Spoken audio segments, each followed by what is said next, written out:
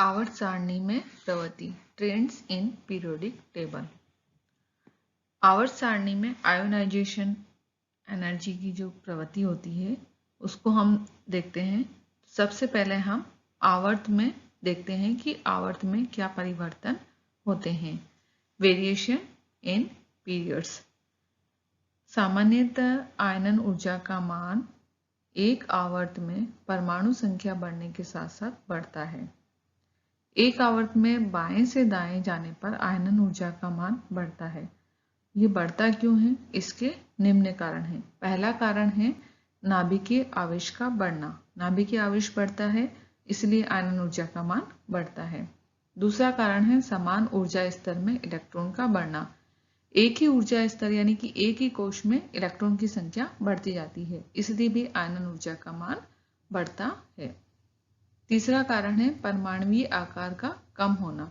जैसे जैसे हम आवर्त में बाएं से दाएं चलते हैं तो परमाणु का आकार कम होता है, और ये मैंने पिछले लेक्चर में आपको बताया था कि परमाणु का आकार जितना छोटा होगा उतना ही इलेक्ट्रॉन और नाभिक के बीच में अट्रैक्शन अधिक होगा, और अट्रैक्शन अधिक होने के कारण जो इलेक्ट्रॉन हैं उनको रिमूव करने के लिए अधिक ऊर्जा की आवश्यकता होती है। अधिक ऊर्जा की आवश्यकता होने के कारण आयनन ऊर्जा का मान भी ज्यादा होता है। इसीलिए बाएं से दाएं चलने पर आवर्त में आयनन ऊर्जा का मान बढ़ता है। नाभिकीय आवेश के लगातार बढ़ने एवं परमाणुीय आकार के कम होने के कारण नाभिक तथा इलेक्ट्रॉन के मध्य आकर्षण बल और अधिक हो जाता है, अतः आयनन ऊर्जा का मान बढ़ता जाता है। द्वितीय आवर्त के तत्वों की आयनन ऊर्जा एक चित्र में दिखाई गई है। इस डायग्राम में सेकंड आवर्त जो है उसकी आयनन ऊर्जा दिखाई गई है, सेकंड आवर्त के तत्वों की। तो इसमें हम देखते हैं कि जो आयनन ऊर्जा के मान हैं उनको अगर हम ध्यान से देखें तो इसमें कुछ अपवाद सामने आते हैं इस डायग्राम में। ठीक है, उदाहरण के लिए द्वितीय आवर्त के तत्वों पर हम विचार करते हैं तो हम पाते हैं पहला पॉइंट, लिथियम से बेरिलियम तक आयनन ऊर्जा के मान बढ़ते हैं। क्यों? क्योंकि नाभिकीय आवेश बढ़ता है और परमाणु के आकार में कमी होती है, इसलिए आयनन ऊर्जा का मान बढ़ता है लिथियम से बेरिलियम तक। ये देखिए इस ग्राफ में हम देखते हैं ये लिथियम है यहाँ पर, और लिथियम से जैसे हम बेरिलियम पे चलेंगे तो आयनन ऊर्जा का मान बढ़ रहा है। इसका कारण नाभिकीय आवेश का बढ़ना और परमाणुीय आकार में कमी होता है। सेकंड पॉइंट देखें हम, बेरिलियम से बोरोन की ओर अगर हम बढ़ते हैं तो आयनन ऊर्जा के मान में कमी आती है। नाभिकीय आवेश तो बढ़ता है लेकिन आयनन ऊर्जा के मान में कमी होती है। अब ये कमी क्यों होती है? आयनन ऊर्जा का मान बढ़ना चाहिए परंतु यहाँ नहीं बढ़ रहा है। इस डायग्राम में भी हम देखते हैं, ये देखिए ये बेरिलियम है ये वाला, तो बेरिलियम से बोरोन की तरफ चलेंगे तो आयनन ऊर्जा का मान थोड़ा सा कम हो गया। ये कम क्यों हुआ? इसके निम्न कारण है। पहला कारण है 2p ऑर्बिटल के इलेक्ट्रॉन की तुलना में 2s ऑर्बिटल्स जो होते हैं उनके इलेक्ट्रॉन की भेदन क्षमता अधिक होती है। ये मैंने आपको पिछले लेक्चर में बताया था कि जो s ऑर्बिटल होते हैं वो नाभिक के अधिक नजदीक होते हैं, और नाभिक के अधिक नजदीक होने के कारण s ऑर्बिटल के इलेक्ट्रॉन और नाभिक के बीच में आकर्षण अधिक होता है। इसीलिए s ऑर्बिटल से इलेक्ट्रॉन को रिमूव करने के लिए अधिक एनर्जी की आवश्यकता होती है, और इसलिए इनकी आयनन ऊर्जा का मान भी अधिक होता है। तो यहाँ बेरिलियम में जो है वो 2s ऑर्बिटल में इलेक्ट्रॉन है, इसीलिए बेरिलियम की आयनन ऊर्जा ज्यादा है, जबकि बोरोन में 2p ऑर्बिटल में इलेक्ट्रॉन प्रेजेंट है, इसकी आयनन ऊर्जा इसीलिए कम हो जाती है। सेकंड इसका जो रीजन है वो है अंदर के इलेक्ट्रॉन द्वारा 2p इलेक्ट्रॉन का परिरक्षण। अंदर के इलेक्ट्रॉन मतलब कि 2s2, जो 2s ऑर्बिटल के दो इलेक्ट्रॉन हैं वो क्या करेंगे, एक शील्ड बना लेंगे। तो जो 2p ऑर्बिटल के इलेक्ट्रॉन हैं और नाभिक जो है उनके बीच में अट्रैक्शन कम हो जाएगा, इस कारण भी आयनन ऊर्जा का मान कम हो जाता है। तीसरा कारण है बेरिलियम के पूर्ण भरे कक्षक के कारण बोरोन की तुलना में अधिक स्थायित्व का होना।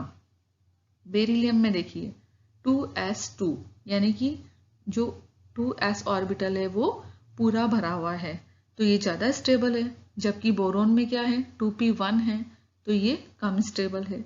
इसलिए बेरिलियम की आयनन ऊर्जा का मान ज़्यादा है और बोरोन की आयनन ऊर्जा का मान कम है। तो ये 3 कारण हैं जिससे हम कह सकते हैं कि बेरिलियम से बोरोन की ओर जाने पर आयनन ऊर्जा के मान में कमी होती है।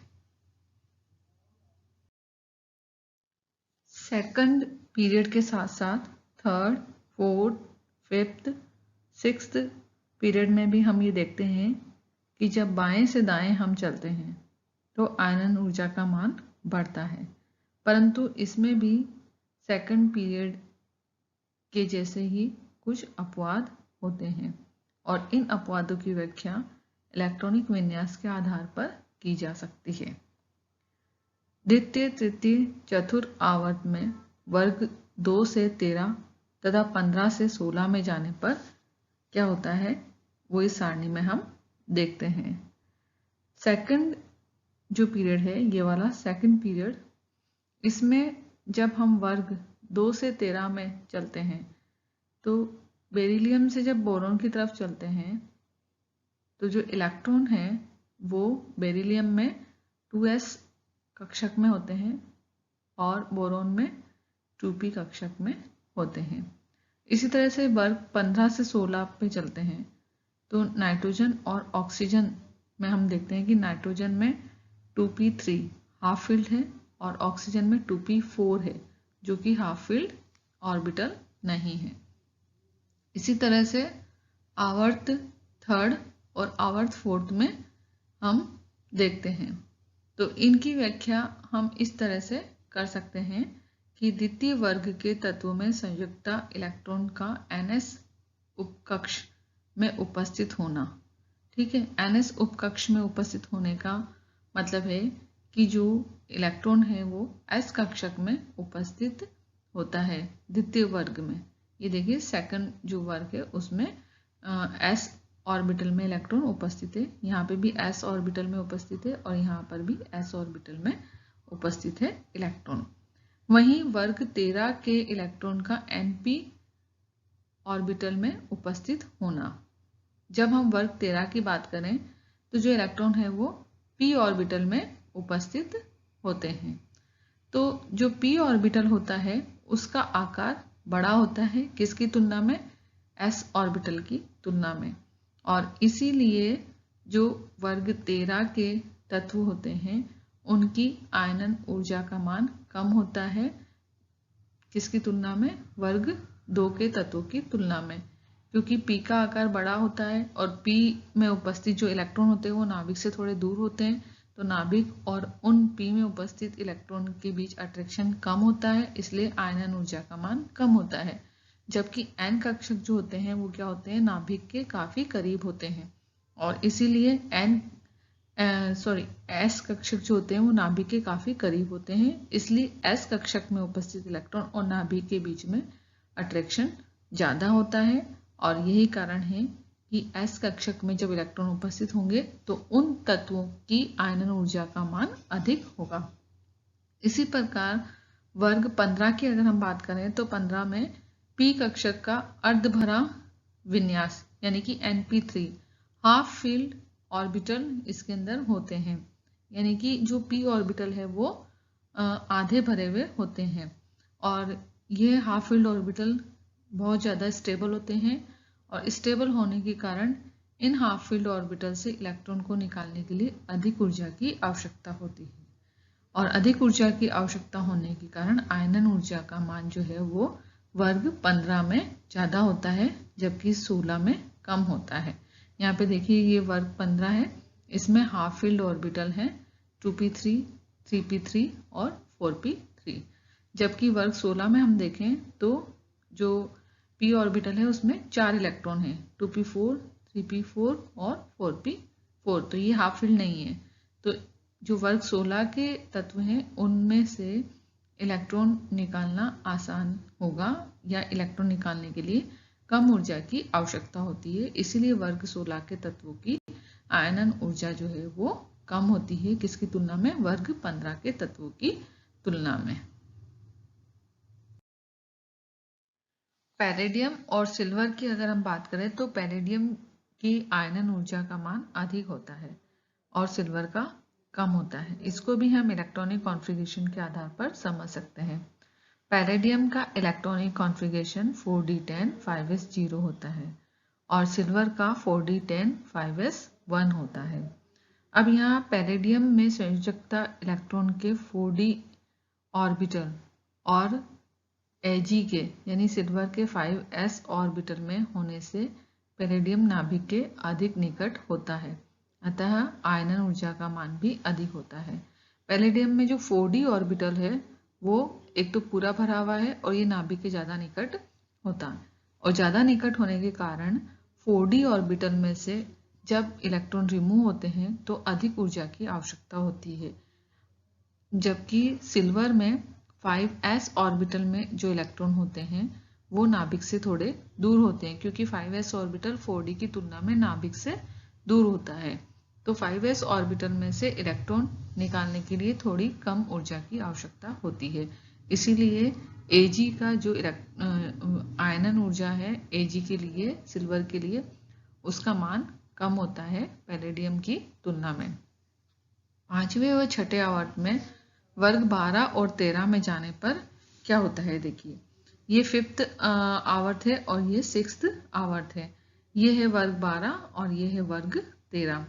तो वर्ग 12 में अगर हम देखें तो कैडमियम का इलेक्ट्रॉनिक कॉन्फ़िगरेशन 4d10 5s2 होता है और Hg का 5d10 6s2 होता है। यहाँ पर हम देखते हैं कि कैडमियम और मरकरी दोनों में ही कक्षक जो हैं वो पूरे भरे हुए हैं। इट मीन्स ये एक स्टेबल इलेक्ट्रॉनिक कॉन्फ़िगरेशन है। तो ऐसे स्टेबल इलेक्ट्रॉनिक कॉन्फ़िगरेशन होने के कारण इनकी आयनन ऊर्जा का मान अधिक होता है। जबकि यहाँ पर हम देखें वर्ग 13 के जो एलिमेंट है In और Tl, इनके जो p ऑर्बिटल्स हैं उनमें एक एक इलेक्ट्रॉन है, यानी कि p ऑर्बिटल पूरे भरे हुए भी नहीं है और आधे भरे हुए भी नहीं, हाफ फिल्ड भी नहीं है और फुल फिल्ड भी नहीं है। तो ऐसी स्थिति में से एक इलेक्ट्रॉन आसानी से निकाला जा सकता है और इलेक्ट्रॉन को निकालने के लिए कम ऊर्जा की आवश्यकता होती है, इसीलिए इसकी आयनन ऊर्जा का मान कम होता है। इट मीन्स वर्ग 13 के जो एलिमेंट है उनकी आयोनाइजेशन एनर्जी कम होती है वर्ग 12 के एलिमेंट की तुलना में। अभी हमने देखा था variation in periods. Periodic table में पीरियड्स में किस तरह से आयनन ऊर्जा के मान में वेरिएशन होता है। अब हम देखेंगे variation in groups. Periodic table में जो ग्रुप्स होते हैं उनमें किस तरह से आयोनाइजेशन एनर्जी के अंदर वेरिएशन आता है। किसी भी वर्ग में परमाणु संख्या बढ़ने पर अथवा ऊपर से नीचे जाने पर आयनन ऊर्जा का मान कम होता है, और ये आयनन ऊर्जा का मान कम क्यों होता है, इसके निम्नलिखित कारण है। पहला कारण है नए ऊर्जा स्तरों के जुड़ने पर परमाणुीय आकार में बढ़ोतरी होती है। इसको हम इस डायग्राम से भी समझ सकते हैं। देखिए जैसे हम ऊपर से नीचे की ओर बढ़ते हैं तो इसमें ऊर्जा स्तर जो है, एनर्जी लेवल, वो ऐड होते जा रहे हैं। यहाँ पर 2 एनर्जी लेवल हैं, उसके बाद 3 हो गए, उसके बाद में 4 हो गए। तो इस तरह से एनर्जी लेवल जो है वो एक एक करके ऐड होता जाता है। तो आने वाला जो इलेक्ट्रॉन है वो नए एनर्जी लेवल में जाता है, और एनर्जी लेवल ऐड होने के कारण जो एटम है उसका साइज बढ़ जाता है, और आने वाला इलेक्ट्रॉन नए एनर्जी लेवल में जाता है तो उस इलेक्ट्रॉन और नाभिक के बीच जो अट्रैक्शन होता है वो कम होता है। कम अट्रैक्शन होने के कारण इलेक्ट्रॉन को रिमूव होने के लिए कम ऊर्जा की आवश्यकता होती है, और इसीलिए आयोनाइजेशन एनर्जी की वैल्यू कम होती जाती है।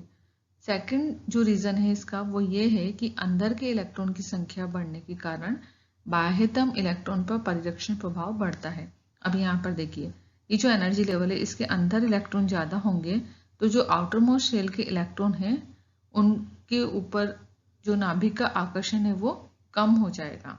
ठीक है, नाभिक का आकर्षण कम होने के कारण आउटर मोस्ट शेल के इलेक्ट्रॉन आसानी से रिमूव हो जाएंगे या कम एनर्जी की आवश्यकता होगी उन्हें रिमूव होने के लिए, इसीलिए जो आयोनाइजेशन एनर्जी है उसका मान कम होगा। तो ये 2 कारण हैं जिसके कारण वर्ग में जब हम ऊपर से नीचे की ओर आते हैं तो आयोनाइजेशन एनर्जी की वैल्यू कम होती जाती है। यहाँ पर ये जो चित्र है उसके अंदर दिखाया गया है वर्ग फर्स्ट के तत्वों की आयोनाइजेशन ऊर्जा में परिवर्तन। ठीक है, यहाँ लिथियम, सोडियम, पोटेशियम, रुबिडियम और सीजियम, यहाँ पे देखिए इनकी आयोनाइजेशन एनर्जी धीरे धीरे कम होती जा रही है। वर्ग में ऊपर से नीचे जाने पर परमाणु की संख्या बढ़ती है और परमाणु की संख्या बढ़ने के साथ साथ में नाभिकीय आवेश में भी वृद्धि होती है। परंतु ये जो नाभिकीय आवेश में वृद्धि होती है, ये वृद्धि परमाणुीय आकार व परिरक्षण की तुलना में कम होती है और संयुक्ता इलेक्ट्रॉन पर नाभिक की पकड़ कमजोर होती है और कमजोर होने के कारण जो संयुक्ता इलेक्ट्रॉन है, वैलेंस शेल इलेक्ट्रॉन है, वो आसानी से रिमूव हो जाते हैं। मीन्स उन्हें रिमूव होने के लिए कम एनर्जी की आवश्यकता होती है और इसीलिए आयोनाइजेशन एनर्जी की वैल्यू भी कम होती है। यहाँ पर एक डायग्राम दिखाया गया है। इस डायग्राम में परमाणु संख्या 60 तक के तत्वों की आयोनाइजेशन एनर्जी को शो किया गया है। इसमें हम देखते हैं, ये देखिए इस डायग्राम में क्या होता है, कुछ पीक है और कुछ मिनिमा है। अब इस डायग्राम में जो पीक है, जो शिखर है, वो उत्कृष्ट गैसों को प्रदर्शित कर रहे हैं। जो पीक है वो किसे शो कर रहे हैं, इनर्ट गैसों को। यहाँ पे helium, neon, argon, krypton, xenon, okay, ये सब क्या है, ये हैं इनर्ट गैसें और ये पीक पर है। इट मीन्स इनके लिए आयोनाइजेशन एनर्जी का मान सबसे ज्यादा होता है। उत्कृष्ट गैसों के लिए आयनन ऊर्जा का मान अपने आवर्त में सर्वाधिक होता है। और ये क्यों होता है, क्योंकि उत्कृष्ट गैसें जो होती है उनमें इलेक्ट्रॉनिक कॉन्फ़िगरेशन स्टेबल होता है। यही कारण है कि अपने आवर्त में इनर्ट गैसों के लिए आयोनाइजेशन एनर्जी की वैल्यू सबसे ज्यादा होती है। वक्र के न्यूनतम मान यानी कि मिनिमा क्षारीय धातु को प्रदर्शित कर रहे हैं। ये देखिए, ये न्यूनतम मान है lithium, sodium, potassium, rubidium, caesium. ये सबसे कम वैल्यू है, तो ये क्या है, ये क्षारीय धातु को शो कर रहे हैं। इनके लिए आयोनाइजेशन एनर्जी की वैल्यू सबसे कम होती है। तो चित्र से स्पष्ट है कि क्षारीय धातु के लिए अपने आवर्त में आयोनाइजेशन एनर्जी के मान सबसे कम होते हैं। तो इस तरह से वर्ग में और आवर्त में आयोनाइजेशन एनर्जी में किस तरह से वेरिएशन होता है, ये सारी चीजें इस लेक्चर के अंदर क्लियर हो गई है।